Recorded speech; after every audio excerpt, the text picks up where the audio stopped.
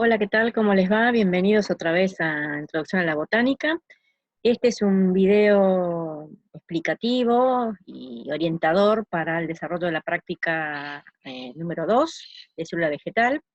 Si bien esto nosotros en años anteriores lo realizamos en dos días, 2 semanas consecutivas con dos prácticos que hacían a la célula vegetal, lo vamos a resumir en particular a lo que tiene que ver con el desarrollo de la práctica de ustedes. Es presentarles hoy la célula vegetal, cuáles son sus principales componentes, los distintivos y característicos, y comentarles dos funciones muy particulares, una está vinculada con una de las organelas características de la célula, que es la vacuola, y la otra es hablarles un poco de los pigmentos, su clasificación, su función y su interés, que un poco es lo que también vamos a discutir a lo largo de lo que es el desarrollo de la práctica. Traté de centrar la presentación en estos tres ítems, aunque para explicar lo que es, eh, por ejemplo, la presencia de la pared celular, tengo que desarrollar algunos conceptos que ustedes van a tener que afianzar y detallar un poco con más lectura, escuchando y viendo lo que es el teórico que va a estar colgado en la página, que lo dicta alguno de los adjuntos o la asociada. Por supuesto, siempre con mayores ampliación en bibliografía que nosotros le estamos acercando, que va vinculada a este práctico, o cualquier otro que ustedes necesiten, lo charlan conmigo o cualquiera de sus tutores. Como siempre les comento, los prácticos comienzan con un objetivo, acá están planteados tres principalmente, que son los que tienen que ver con tratar de definir o reconocer cuáles son los componentes de una célula vegetal, por qué una es una célula vegetal y no otra célula y no un animal, o por qué puedo distinguir entre las células eucariota, animal y vegetal, comprender las funciones de la vacuola, que son uno de los componentes que ahora les voy a comentar, que son los que caracterizan eh, a la célula vegetal, y distinguir, por ejemplo, dentro de los pigmentos, su clasificación según su solubilidad. Acá ustedes tienen un esquema en 3D de lo que sería, como un poco recortada por todos lados, las partes de una célula vegetal. Como ustedes verán, tiene directamente algo nuevo, novedoso respecto a lo que es una célula animal. Una célula animal tenemos un citoplasma con las organelas, y por fuera, recubriéndolo, que es lo único más externo que tiene contacto con el medio, una membrana celular o membrana plasmática. En este caso, por fuera de esa membrana, existe una estructura que le da cierta rigidez, de hecho es la que le otorga la forma a la célula, que es la que nosotros denominamos la pared celular. Esta pared celular, vamos a ver cómo está compuesta, cómo se forma, qué tipos de pared hay, muy resumidamente en esta presentación, pero acá ustedes lo ven como deshojándose como un cartoncito. Acá ustedes imaginen que tengo presentándoles una célula vegetal, pero la célula no está sola, ¿sí? Está rodeada por un sinnúmero de otras células. Acá debería haber otra célula, acá tenemos otra, acá otra y demás. Si nosotros hacemos como un desglose, una apertura de esta pared, vamos a observar que en realidad entre dos células contiguas tenemos estas paredes, y en el medio hay una estructura que se denomina la minilla media, que ahora vamos a ver de qué está compuesta, que es la que en realidad actúa como cementante, la que une entre sí a las paredes. Hacia adentro de esa pared tengo pegada inmediatamente la membrana plasmática, membrana celular, y en el interior tengo el citoplasma, y ahí compartimentalizado, caracteriza a las células eucariotas la presencia de distintas organelas de una membrana o doble membrana. Ustedes reconocen, no voy a hacer mucho detalle en esto, porque es parte de la información que ustedes estuvieron viendo en el curso de ingreso, y es parte de lo que también van a tener que, con bibliografía asociada, completar una tabla que tienen en la guía.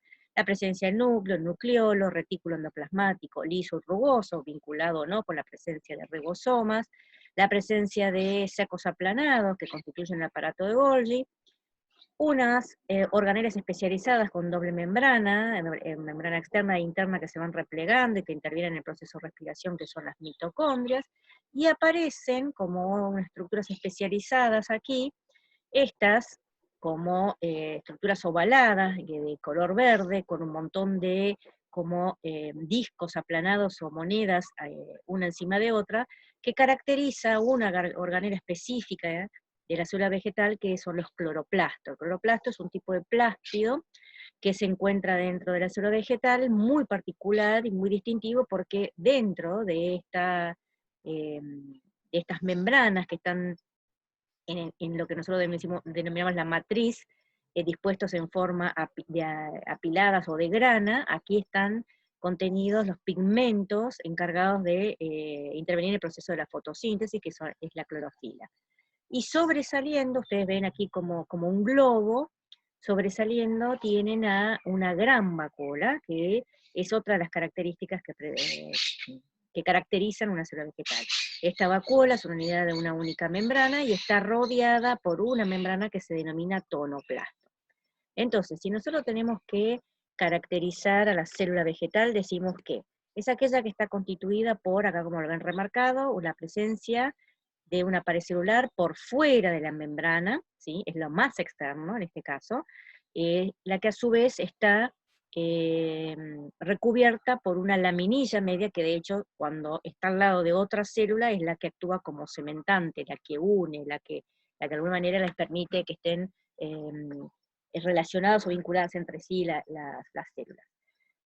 Después de esto, el otro componente específico es el cloroplasto, es decir, un plástido particular, caracterizado con una función que es la de realizar fotosíntesis gracias a la presencia de un pigmento que es la clorofila.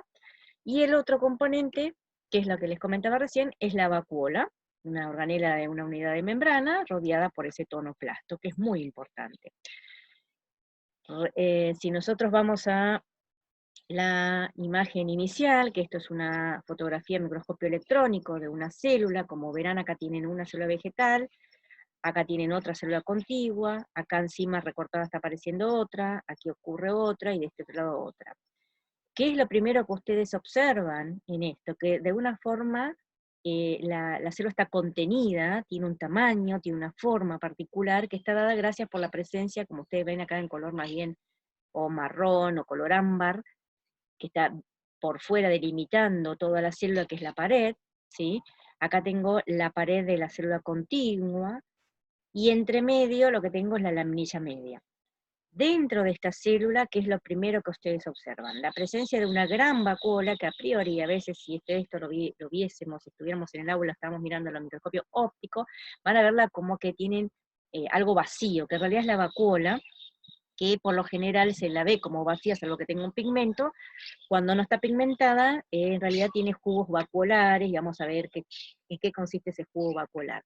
Rodeándolo acá, en esta célula, hay dos plástidos muy importantes, muy grandes, con gran desarrollo, a diferencia de este que lo vemos de una forma o esta otra forma más acortada, que son las mitocondrias. Estas bien grandes, con estas membranas internas todas replegadas, son los cloroplastos. Ven que en cuanto a tamaño respecto a las mitocondrias son mucho mayores y ocupan gran parte de la célula. El núcleo, que por lo general en una célula animal es mayoritariamente central, en una célula vegetal ya más madura, que ya ha crecido, como las vacuolas, que es cuando al principio se desarrolla las células son pequeñas, se van fusionando entre sí las pequeñas vacuolas y terminan constituyendo una célula vegetal madura, una única gran vacuola que desplaza al núcleo hacia uno de los costados, si se quiere, de la célula, no queda central. O sea, esa idea de la centralidad del núcleo, que siempre cuando dibujamos una célula eucariota, en la vegetal no ocurre en una vegetal adulta, ¿sí? ¿Por qué? Porque la desplaza la gran vacuola y la presencia de las mitocondrias. Eso tiene que ver, obviamente, con la funcionalidad que tenga esa célula, es decir, si esa célula está formando parte de un tejido que está vinculado con, por ejemplo, la función fotosintética mayoritariamente. Esto era un esquema como el que les planteaba, con los tres caracteres que definen a la célula, que es la presencia de la pared, la vacuola y el cloroplasto, y lo que les comentaba, que Y lo más importante, empezando de afuera hacia adentro, es tratar de caracterizar, por ejemplo, a la pared celular. La pared celular básicamente está, no los voy a volver muy loco con la química, esto lo tienen muy en forma resumida, está compuesto, pero los tengo que nombrar sí o sí, por celulosa, sí, que no son ni más ni menos que cadenas de moléculas de glucosa, son polisacáridos, que acá tienen una fórmula genérica, inmersos por lo general en una matriz de hemicelulosa, que también es otro polisacárido, sustancias pépticas, proteínas, y a esto le podemos sumar la presencia de enzimas, e incluso la presencia de lignina en un tipo particular de pared que ahora vamos a charlar. ¿Cuál es la función de la célula? Una vez que nosotros veamos la función de la célula, van a ver la importancia que tiene esta célula, esta pared celular, perdón, en una célula vegetal. Es la que le da nada más ni nada menos que la forma y el tamaño de la célula. De hecho, lo acabamos de ver en la imagen, la primera que les presenté, en la fotografía electrónica. Le otorga en determinadas células que cumplen una función particular rigidez y sostén. Es la que permite que se desarrollen presiones de turgencia importantes. De hecho, eso está vinculado con, después cuando hablemos de lo que ocurre con la vacuola, y de alguna manera con que regula el crecimiento de la célula, porque cuando la vacuola se empieza a llenar de agua, empieza a generar una presión empujando a todas las orgánulas hacia la pared, a la membrana, hacia la pared, y la pared es la que está actuando de alguna manera como regulador de ese crecimiento. La pared esa, si es una pared de las primeras que vamos a charlar, que tiene una flexibilidad particular, que se da y se presenta en células que todavía están en crecimiento, tiene cierta flexibilidad como para seguir expandiéndose, pero hasta un punto.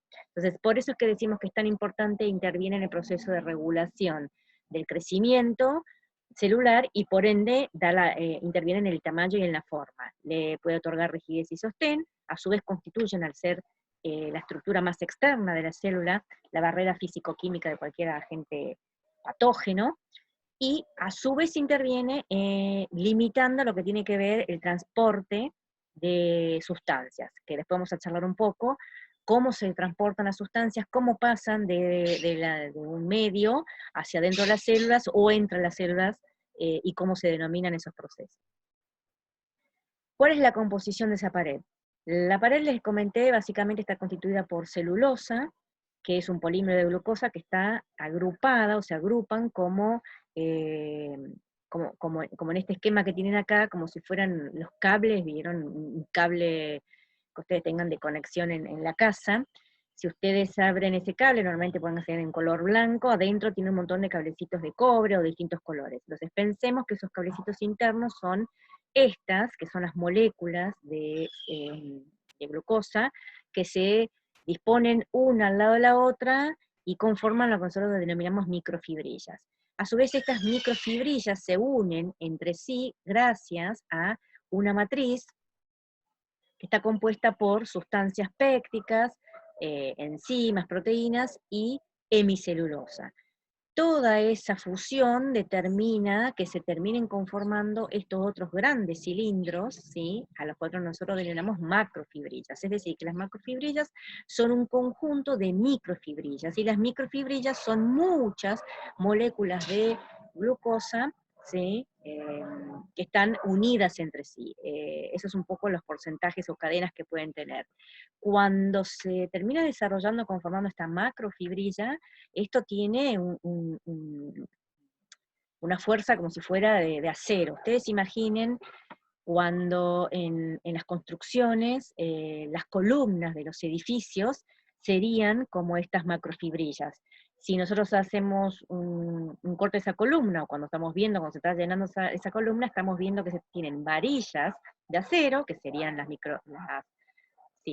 microfibrillas, y la sustancia que la une, que de alguna manera le da humedad, y que a su vez le permite que pueda tener algún tipo de extensión o no, es el cemento y el agua, ¿sí? Entonces pensemos que toda esa matriz que le estoy comentando, que son las sustancias pépticas, que son las que le dan la humedad, sería el agua, y lo que es la hemicelulosa y las proteínas serían lo que es el cemento, y termina determinando esa columna que puede soportar el edificio de 10 o 15 pisos. O sea, imaginen ustedes la estructura de la pared celular como esa gran columna. De hecho, los ingenieros y los arquitectos se basaron en mucho de estas cuestiones que se dan en la naturaleza para el desarrollo de estas ingenierías o arquitecturas en cuanto a dar sostén y soporte a edificios con la altura que tienen. Si tenemos que verlo como en un modelo tridimensional, que igual está bastante discutido, podemos presentar una vista de este tipo. O sea, lo que tienen debajo es lo que ustedes hoy están más conocido, que incluso ya lo habrán visto seguramente, que tiene que ver con el modelo de cómo se dispone la membrana plasmático celular. Por fuera de esa membrana es donde se dispone esa gran pared celular, que como acá ustedes verán, estos como grandes tubos, que se disponen en distintas orientaciones, se van como entrelazando, ¿sí? Son esas macrofibrillas que en su interior tienen a las microfibrillas, y a su vez están unidas o entrelazadas por otra matriz también de cadenas de mecelulosas, pectinas y algunas proteínas o enzimas. Y por encima de eso, externamente, está la laminilla media. Esa laminilla media está básicamente constituida por pectinas, ¿sí? Estas pectinas son sustancias que le dan de alguna manera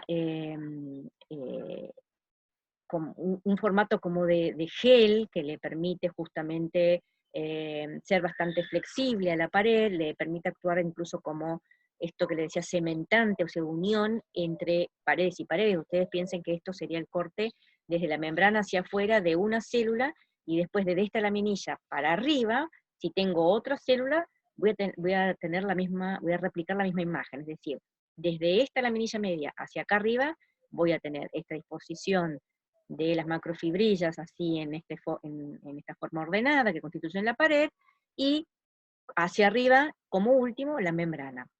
¿Sí? ¿Entendemos? Entonces, esto es el extremo final, ¿sí?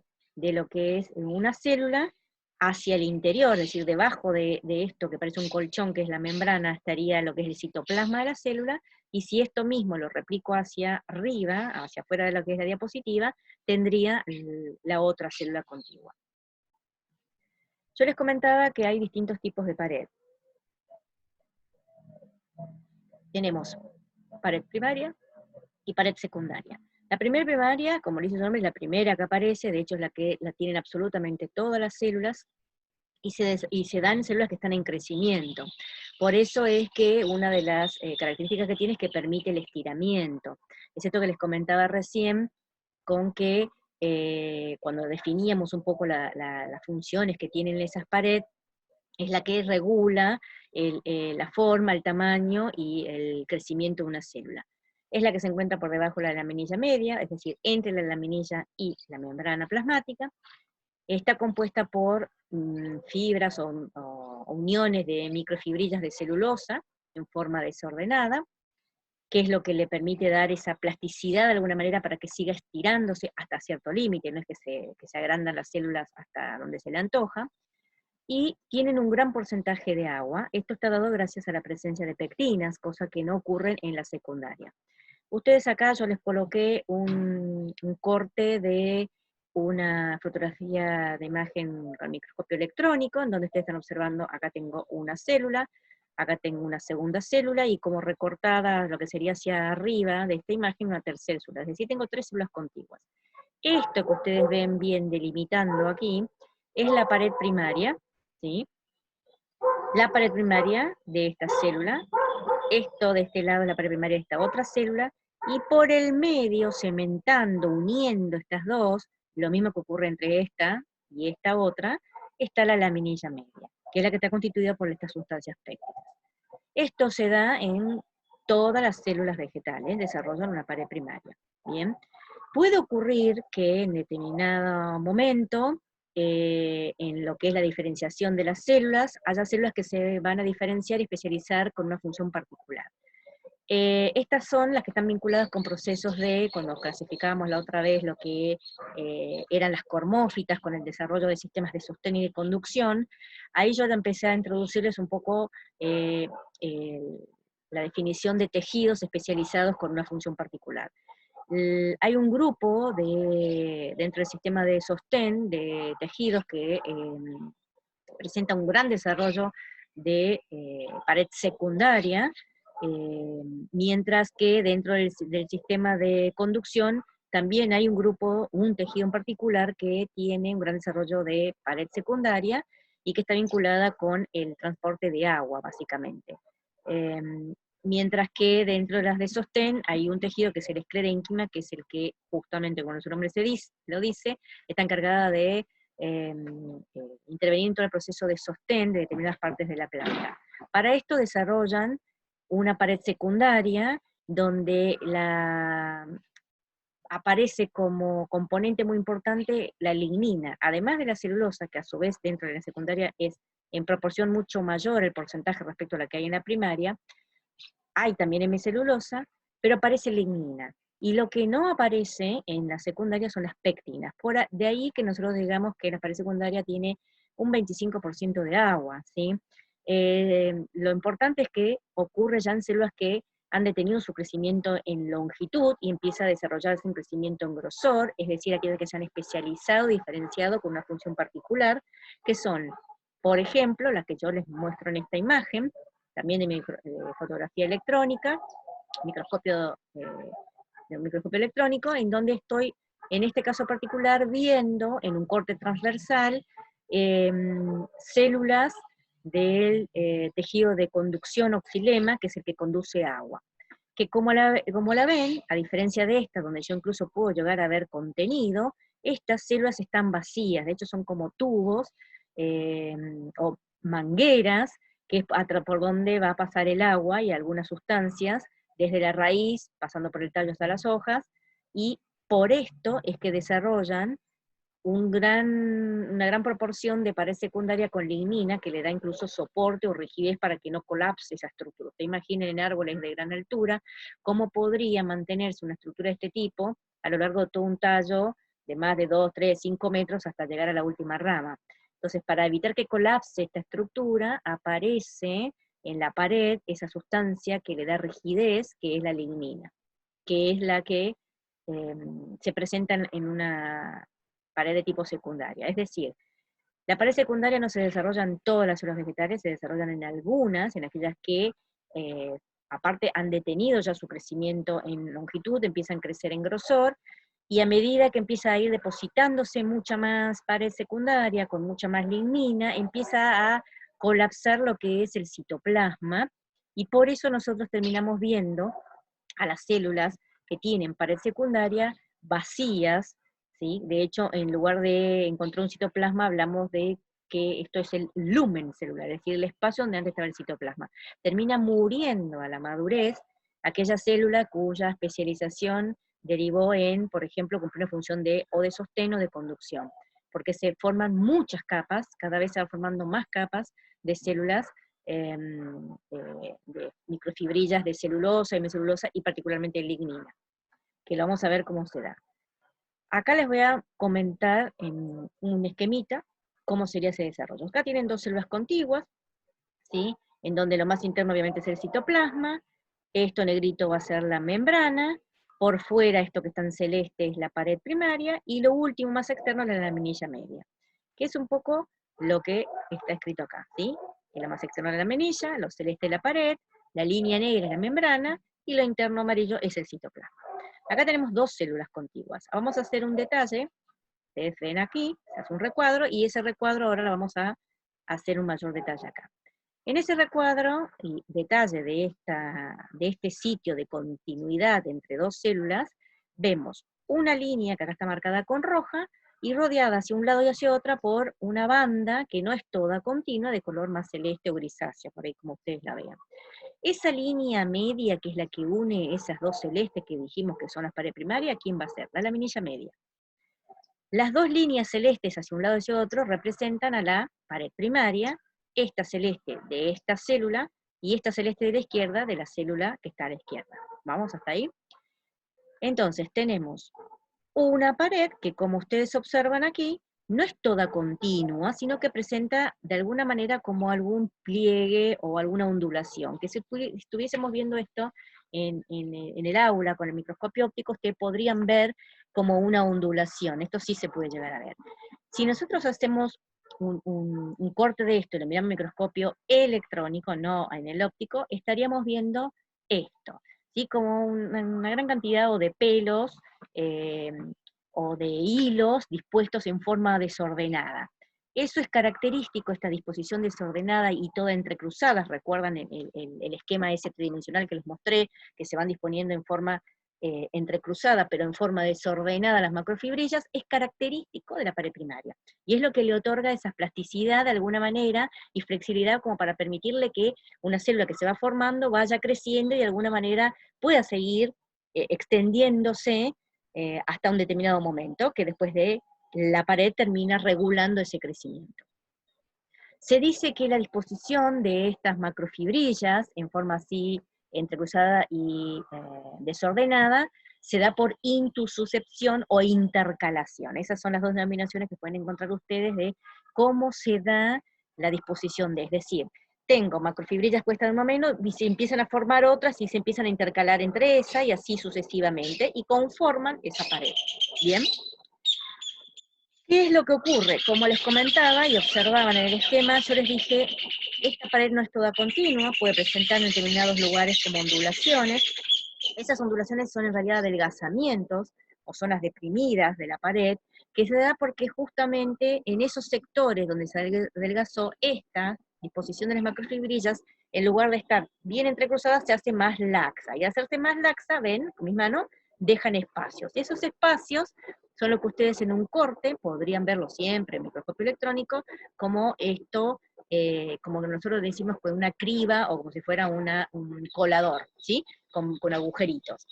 A través de esto, que son esos campos de puntuación primaria, es decir, esos adelgazamientos que ocurren en la pared primaria, por eso se llaman campos de puntuación primaria, ¿qué les parece que puede pasar? Ustedes piensen que estos son células vivas, que están, como les comentaba, no están solas, estas están acá, esto como está como en planta, en dibujado, en realidad recuerden que esto tiene una tridimensión, son células que están una al lado de la otra y dispuestas de una forma particular, es como ir viéndolos cómo se disponen en cada órgano para definir o caracterizar un órgano particular, pero están comunicadas entre sí, no están viviendo aisladas. Entonces, para poder estar comunicadas con esa presencia de esa pared importante, con celulosa, hemicelulosa, con todos los componentes que les comenté, con el desarrollo que le da flexibilidad, pero también de alguna manera limita el crecimiento, ¿cómo hace la célula para comunicarse una con otra y así sucesivamente en lo que es un tejido y después conformar un órgano? A través de estos campos de puntuación.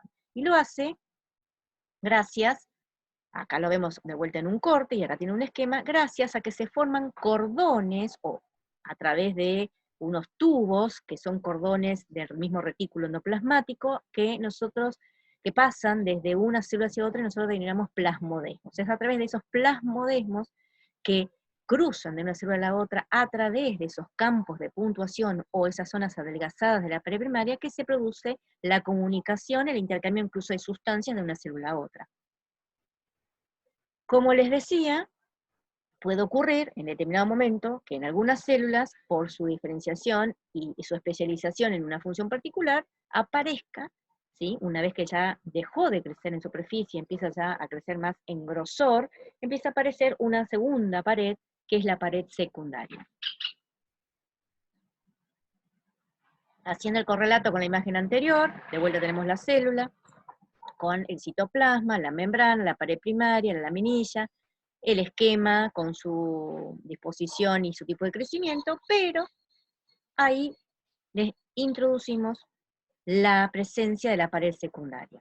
Y lo que era el citoplasma deja de estar como tal, a medida que se sigue desarrollando la pared, o sea, al principio todavía la célula está viva, pero a medida que se va disponiendo más y más pared secundaria, ese lumen se va achicando, ese citoplasma se va achicando y termina muriendo, porque ya no hay forma de comunicarse, porque aparte la célula se especializa en otra función, que es o la de conducir agua o la de sostener.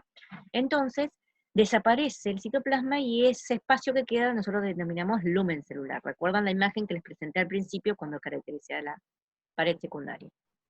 Entonces, en el mismo esquema que planteamos anteriormente, yo tengo, cuando tenía las células con pared primaria nada más, la laminilla media, la pared primaria de la célula de la derecha, la pared primaria de la célula de la izquierda, que no es toda continua, que si no que puede presentar adelgazamientos o flexibilización en cuanto al entramado de las macrofibrillas y conforme a los campos de puntuación primaria, puede desarrollar una pared secundaria.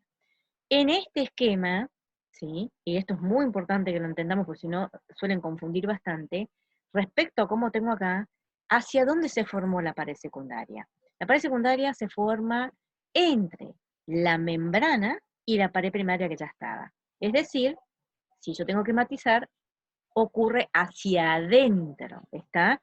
Nunca la pared secundaria va a desarrollarse por fuera de la primaria. La primaria sigue siendo, que es la primera, y yo tenía la membrana, ¿bien?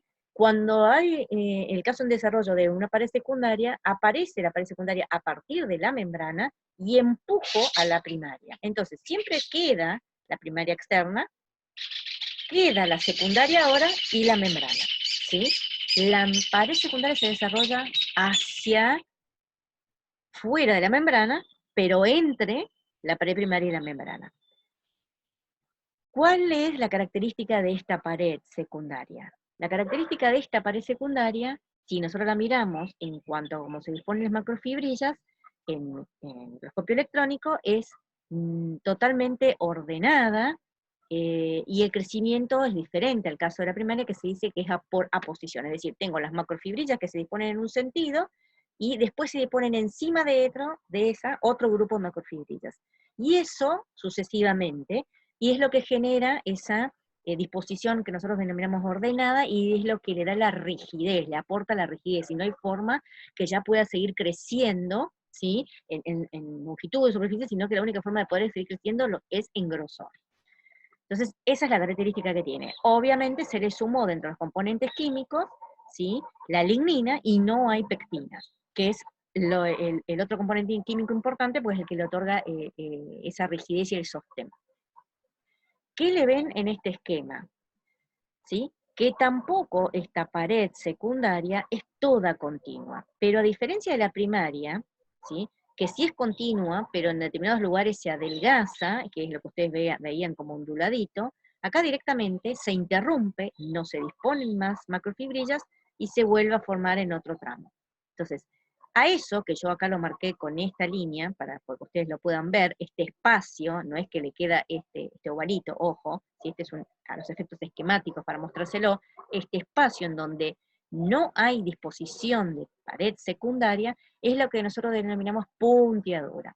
Es decir, en la pared primaria yo voy a encontrar campos de puntuación primaria, que son adelgazamientos o zonas más laxas, de disposición más laxa de las macrofibrillas, que es a través de las cuales pueden pasar de una célula a la otra los plasmodesmos. Cuando esta célula todavía se está desarrollando, todavía tengo un citoplasma, tiene que seguir conectándose, tiene que seguir habiendo conectividad entre las dos células, o en la tercera, la cuarta, la que estén en vinculación entre sí.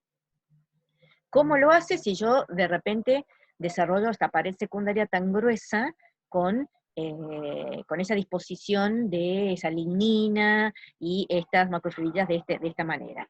¿Cómo lo va a hacer? Porque en esos sectores donde están adelgazadas la pared primaria, no se dispone la pared secundaria. Aparecen entonces, en coincidencia con los campos de puntuación primaria, las punteaduras. ¿Está? Las punteaduras entonces sí son interrupciones, a diferencia del campo de puntuación. A partir de eso incluso puedo caracterizar o diferenciar distintos tipos de punteaduras, que las vamos a ver, sobre todo cuando veamos tejidos de sostén o tejidos de conducción, que incluso son de carácter diagnóstico, es decir, nosotros viendo algunas células de estos tejidos, el tipo de punteadura, puedo saber si es de una gimnosperma o si es de una angiosperma, y si es de una angiosperma a su vez, si es una monounadico. A eso me refiero cuando digo carácter diagnóstico. Y entonces puedo ver punteaduras simples en donde yo observo como ojal, o pequeños ojales, o si la pared secundaria tiene como un reborde, puedo llegar a ver sobre ese ojal como una areola cubriéndolo, que es ese ejemplo que ven aquí, ¿sí? Y a ese tipo de punteadura la denominamos areolada. Y a partir de eso incluso puede haber otra también que después la vamos a discutir cuando veamos el práctico, para no llenarnos en este. La pared celular a su vez puede tener modificaciones, eso lo vamos a ver sobre todo cuando veamos distintos órganos, pero es importante que lo tengan claro. tiene que ver con que puede ocurrir o lignificación, o cutinización o suberificación. Básicamente la cutinización y la suberificación se dan en la cutinización sobre todo en paredes primarias y la suberificación en la secundaria. Lo que le otorga es la impermeabilidad, es decir, de alguna manera le confiere defensa contra algún agente externo y la impermeabiliza. La suberificación tiene que ver con la presencia de disposición de lámina de suberina, que se da sobre todo, por ejemplo, en plantas con tronco, o lo que nosotros decimos las cortezas, ¿sí? Eso es básicamente suber o corcho, que le está impermeabilizando al resto de los tejidos que conforman ese órgano. La cutinización, por ejemplo, se desarrolla bastante en muchos tallos o en muchas hojas, gracias a que están en ambientes en los cuales tienen que de alguna manera regular la pérdida de agua, y la lignificación es la que le otorga dureza y ocurre sobre todo en esto que le comentaba recién, en paredes secundarias de células o conductoras o desociadas. ¿Cómo se forma esa pared primaria? Bien, acá lamentablemente van a tener que volver a recordar o repasar lo que son conceptos de mitosis, de división celular, porque está muy relacionado la formación de la pared celular con el momento del proceso de citocinesis o división o conformación de las células, ¿sí? Tenemos a partir siempre del aparato Golgi. El aparato Golgi es el que al finalizar la mitosis, en un momento, en una fase de la mitosis, las vesículas del Golgi se van ordenando gracias a la presencia de los microtúbulos, conformando un tabique o placa celular, que es la que empieza, a partir de esas vesículas, lleva ahí pectinas a conformar lo que es la laminilla media. Dentro de esas vesículas también se empiezan a llevar complejos enzimáticos que van a ir conformando lo que son las moléculas de glucosa, que es la que finalmente constituyen la celulosa, la hemicelulosa, y de esa manera conforman la pared celular.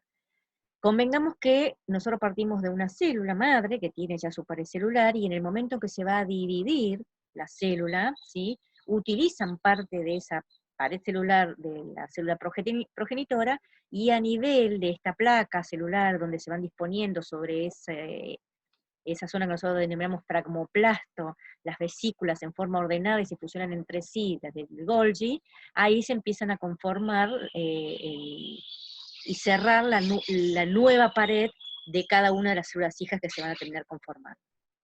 Entonces, como resumen, en la citocinesis en células vegetales, acá tienen también una fotografía de microscopio electrónico en un proceso de anafase, en la parte final en realidad de la anafase, durante la mitosis, en donde dirigidos por los microtúbulos empiezan a irse hacia cada uno de los polos, ¿sí? Empiezan a dirigirse a través de los microtúbulos que actúan como grandes hilos rectores, empiezan a ir hacia la parte central, estas vesículas o microtúbulos del Golgi, y ahí se empiezan a conformar esa placa, ¿sí?, esta placa celular que conforma primero la laminilla media, y a posteriori se empiezan a disponer las moléculas que van a constituir la pared celular en sí misma. Acá tienen en forma esquemática cómo se van a partir los microtúbulos ordenando, disponiéndose en una zona central las vesículas. Estas vesículas empiezan a funcionar entre sí, terminan conformando, ¿sí?, la membrana plasmática y la laminilla media, ¿sí? Acá la ven en una imagen de vuelta, en una fotografía en microscopio electrónico. Y esto sería esquemáticamente, ¿sí? Una vez que yo tengo la membrana plasmática conformada y empieza gracias a las vesículas del Golgi, trasladarse hacia ese sector también, las pectinas, también tengo complejos enzimáticos como que es la celulosa sintasa, que es la encargada básicamente de ir formando hacia afuera, por eso es que la presencia de la pared está por fuera de la membrana, esas moléculas que se empiezan a alinear entre sí y conformar, ¿sí?, las microfibrillas de celulosa y posteriormente la matriz de hemicelulosa y pectinas, para terminar conformando la pared celular primaria. ¿Está? Entonces, esto es de alguna manera para que ustedes interpreten por qué la pared secundaria, la pared primaria, perdón, y después la secundaria, por supuesto, se conforman por fuera de la membrana celular, porque es a través de esa membrana donde llegan con las vesículas del Golgi, las sustancias más las enzimas necesarias para conformar los elementos estructurantes de esa pared.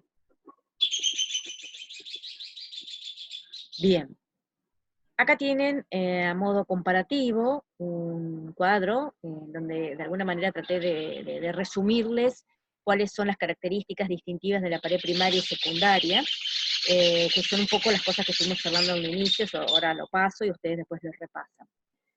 La vacula era la organela que les comentaba también es una característica y distintiva de las células vegetales. Generalmente les comentaba, como acá tienen de vuelta la imagen que teníamos al principio, es una y grande en las células maduras, por lo general son mucho más numerosas y pequeñas en células más jovencitas, o incluso las meristematicas, que son las células madres de absolutamente todas las demás, y están constituidas por una membrana que lo rodea, que es la que se denomina tonoplástico. Acá yo la demarqué como para que ustedes entiendan que la forma de esta vacula está dada gracias por la presencia de esa membrana que es el tonoplasto. ¿Bien? ¿Cuáles son las funciones? Fíjense, entre las funciones es casi más o menos parecido de importante como lo que era la pared cuando les presenté al principio. Son las que tienen nada más y nada menos la función de mantener o regular el equilibrio hídrico de la célula.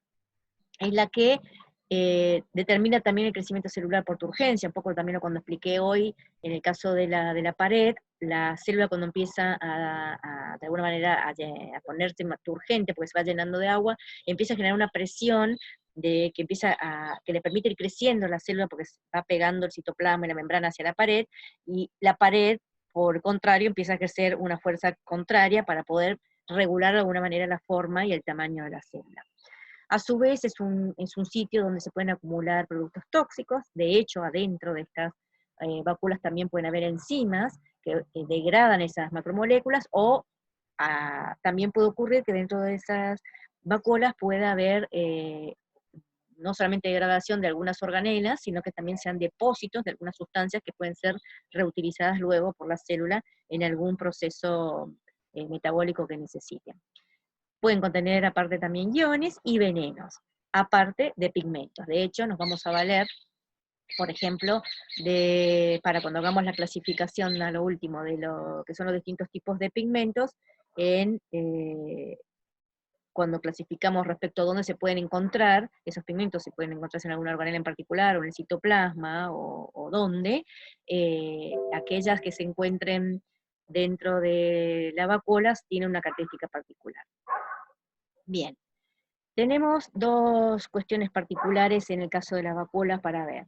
Nosotros entiendo que acá estos son fenómenos físicos, que algunos lo habrán escuchado, hablaron de difusión y ósmosis. Nosotros, en el caso de las vacuolas, nos vamos a valer del proceso de ósmosis, que es aquella forma especial de difusión en la cual el agua se está moviendo a través de un gradiente, pero a través de una membrana semiimpermeable. Una vacuola en un medio isotónico es aquel cual está en equilibrio, es decir, tanto dentro de la vacuola como fuera en el medio, tengo exactamente la misma concentración iónica o de sales, y de esa manera ni entra ni sale agua, sino que está en equilibrio.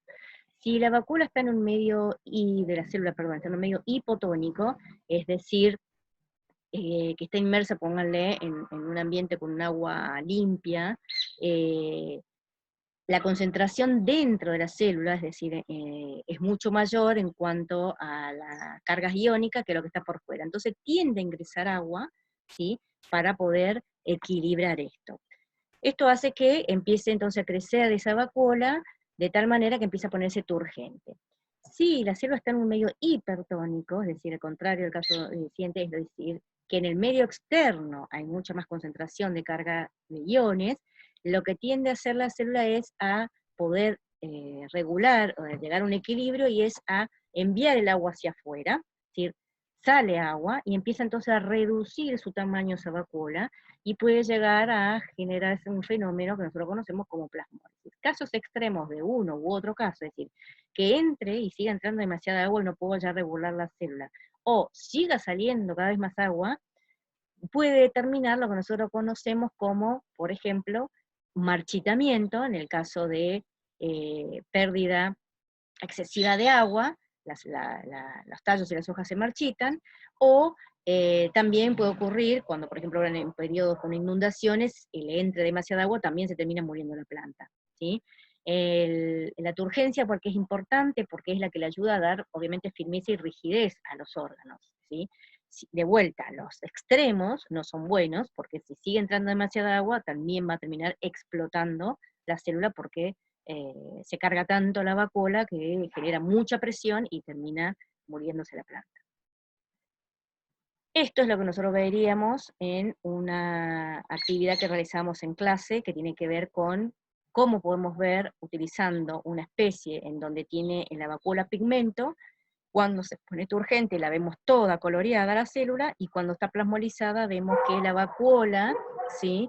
Que es la que contiene el pigmento, está más reducido, o sea, el color en la célula está más reducido. ¿Ven? Acá se nota perfecto la pared primaria, esto es el citoplasma, y acá estamos viendo la vacuola reducida o contraída. Esto es un efecto plasmólisis, y esto es uno de turgencia.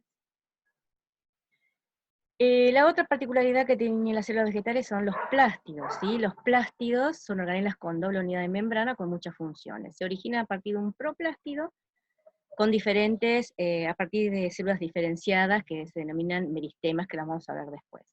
Dentro de los plástidos tenemos los cloroplastos y cromoplastos, que son aquellos plástidos que tienen pigmentos, los etioplastos, que son aquellos que no están expuestos a la luz, y los leucoplastos, que son aquellos que se clasifican porque no están pigmentados, pero se clasifican por las sustancias de reserva que presentan, ¿sí? Nosotros vamos a hacer el detalle en el caso de los cloroplastos, que son los más importantes porque son los que realizan, en el caso de la célula vegetal, la fotosíntesis. Bien, los cloroplastos son aquellos que están constituidos básicamente por una unidad de doble membrana, que es lo que estaba comentando, que tiene membranas externas, membranas internas. Perdón que me estoy moviendo porque estoy por cargar la compu que se me está agotando. La membrana externa tiene una característica particular, y las externas, y la interna se va presentando esas acumulaciones como en discos, que es lo que les comentaba inicialmente. Y es en esos discos, en esa disposición de las membranas en forma como de moneditas, que ustedes los ven en el esquema de acá abajo, y acá lo ven en microscopio, y lo ven así dispuestos como en moneditas. Esas son las membranas que se van plegando y se van disponiendo entre sí como pequeñas monedas, que es lo que nosotros denominamos grana, ¿sí? Y ahí es donde está dispuesta, o suelen estar, los pigmentos, que en este caso es la clorofila, que es que está vinculada con el proceso de fotosíntesis. El otro y acá directamente acá están viendo una célula, como podríamos verla en la práctica con el microscopio óptico, en donde ustedes ven esas pequeñas bolitas verdes, y esas bolitas verdes así, aunque ustedes no lo crean, son estas estructuras que son los cloroplastos.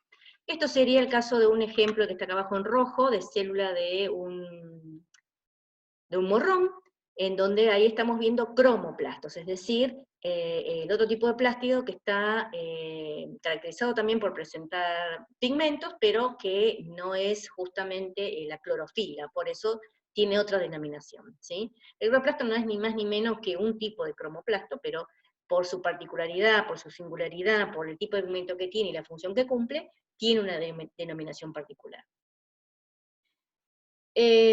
Acá lo teníamos más en detalle, ¿sí? Esto es importante, son unidades de doble membrana. Puede ocurrir, a veces ustedes van a ver que tiene, o se habla de una tercera membrana, que en realidad cuando se habla de la tercera membrana es la que está conformada por los tilacoides, es decir, la fusión entre sí de todas esas moneditas que eran las granas, ¿sí? Se da a través de otros conjunto de membranas, que por eso a eso se le suele denominar, lo pueden leer o lo pueden encontrar en alguna bibliografía como tercer membrana. Todo esto está inmerso en un estroma que tiene enzimas, que son enzimas fotosintéticas, son las que ayudan, ¿sí? En todo el proceso de fotosíntesis. Obviamente, igual que las mitocondrias, el cloroplasto se caracteriza por presentar ADN, ribosomas, e incluso pueden tener, como estas cositas que ustedes ven, ¿sí? Acá oscuras, también granos de almidón. Pueden llegar a tener incluso, algo como sustancias reservantes, que después lo utilizan en el proceso de duplicación y formación de la organela. Estos son un tipo particular de los leucoplastos. Cuando hoy caracterizábamos, ¿sí?, si volvemos un cachito, a los plástidos, yo les comentaba que había una clasificación a partir de los proplástidos, que son los indiferenciados, que se generan a partir de unas células especializadas. Podemos tener plástidos pigmentados, de los cuales el cloroplasto es uno en particular, que es el que está vinculado con la función fotosíntesis, o el cromoplasto, que es el que sintetiza o almacena pigmentos, sobre todo como para tracción. Piensen, bueno, en este fruto que les comenté recién, en el caso del morrón, o puede ocurrir, por ejemplo, en las flores. Pueden haber plástidos que, similar a un cloroplasto, pero que no está expuesto a la luz, que sean determinados grupos de plantas, que a eso se los denomina etioplastos, es decir, no tiene un pigmento que funcione o responda a fotones de luz. Y los leucoplastos, que son aquellos que no están pigmentados y que en realidad se clasifican por la síntesis y reserva de determinadas sustancias. Y ahí caracterizamos básicamente tres grupos, que son los amiloplastos, oleoplastos y proteinoplastos. Estos son fáciles de recordar. El amiloplasto es el que va a reservar almidón, oleoplasto el que va a reservar lípido, y proteinoplasto, proteínas. Y acá tienen fotografías, ¿sí? Esta es una fotografía electrónica de un amiloplasto, ¿sí? Acá tengo dentro de las células los grupos de amiloplastos. Acá tengo los cloroplastos y estos son cromoplastos, que serían los dos ejemplos estos que vimos después, ¿sí? Y acá, dentro de los leucoplastos, hago un detalle de amiloplasto que tiene que ver por su importancia, sobre todo con aquellos que reservan almidón, ¿bien? Tienen formas muy particulares, sus formas son también caracteres diagnósticos, es decir, según la forma, responden a un grupo particular de planta, y yo solamente viendo la forma de un amiloplasto puedo saber, por ejemplo, pensemos en gente que siga antro, nosotros solíamos hacer una actividad en clase de hacer un raspado de algunas vasijas de material, y les hacemos mirar al microscopio, y después lo hacemos comparar con material que conocemos. Les mostramos, por ejemplo, hacemos un raspado de papa, o tenemos un poco de harina de maíz o de mandioca, les hacemos mirar eso, les hacemos ver las formas que tienen, y después comparan con lo que ustedes tienen raspando esas vasijas. ¿Y qué suele ocurrir?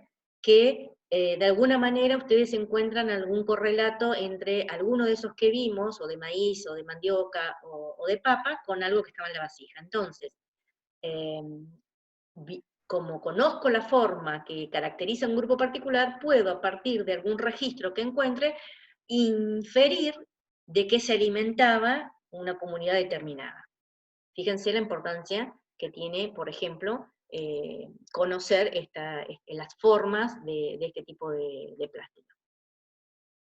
Y por último, los pigmentos, que es la otra actividad que ustedes tienen vinculada con la actividad práctica, donde les pedimos que machaquen algunas hojas, y alguna remolacha o zanahoria, una la pongan en agua, otra la pongan con aceite, y vean qué ocurre.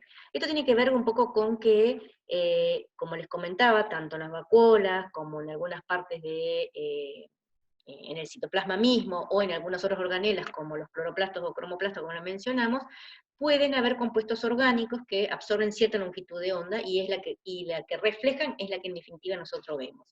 Entonces, podemos ver compuestos que nos denominamos flavonoides, que como verán tienen esta gradación de colores celestes, violetas a lilas, o colores de más bien casi menos verdoso, a naranjas y amarillos más llamativos. Entonces los caracterizamos en hidrosolubles y liposolubles. Los hidrosolubles son aquellos flavonoides, de los cuales los más conocidos son las antocianinas, la flavona, los flavonoles, que son de colores más lilas, ¿sí? Y estos hidrosolubles, ¿dónde los voy a encontrar? En las vacuolas, y pueden estar en el citoplasma también. ¿sí? En el caso del ejemplo que les mostré, cuando les decía mostrar el proceso de una turgencia o plasmólisis en una célula que estaba toda teñida o no, justamente era gracias a la presencia de esta antocianina en una vacuola.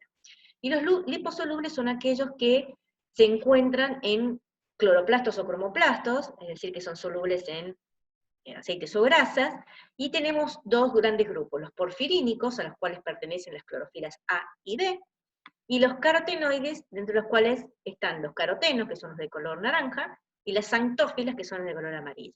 Estos se encuentran muchísimo en las hojas, y en las flores, y en los frutos. ¿Bien?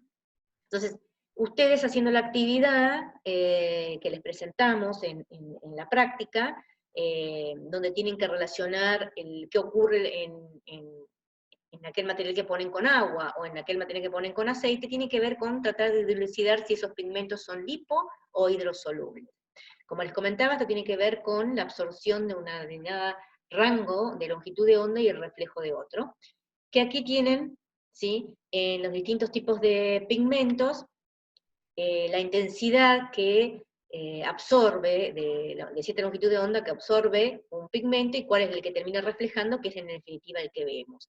Y específicamente marcarles que el centro de reacción de la clorofila está a 680 en esta longitud de onda, que es el espectro visible por el ser humano.